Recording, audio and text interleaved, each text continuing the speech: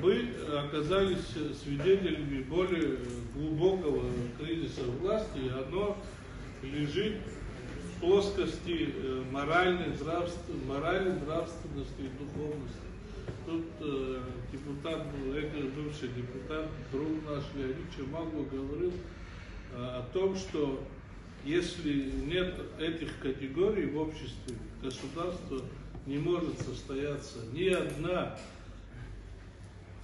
одно оружие, никакая ядерная бомба не поможет, если даже оно будет в наличии, сохранить государство, если государство будет разлагаться морально, если государство будет разлагаться нравственно.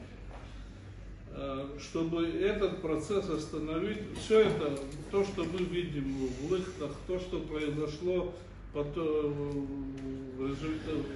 вследствие того, что там в социальных сетях демонстрировали стычка, инцидент так называемый, когда молодежь, обсуждая поведение старших, начинают с оружием угрожать друг друга, это тот путь, который непременно сейчас и немедленно надо остановить, когда надо вмешаться. Не работают правовые механизмы.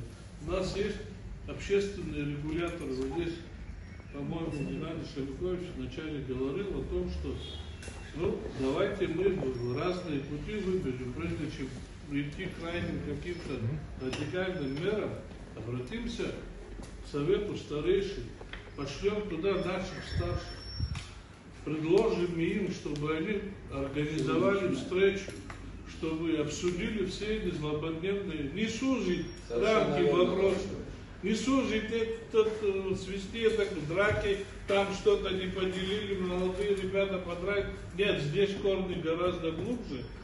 И пока беда не произошла, все это надо остановить. Давайте с этого начнем, хотя бы с этого. А потом в результате этих встреч, переговоров, опять ссылаюсь на Леонида, значит, он говорил о том, что у нас не особо развит институт диалога.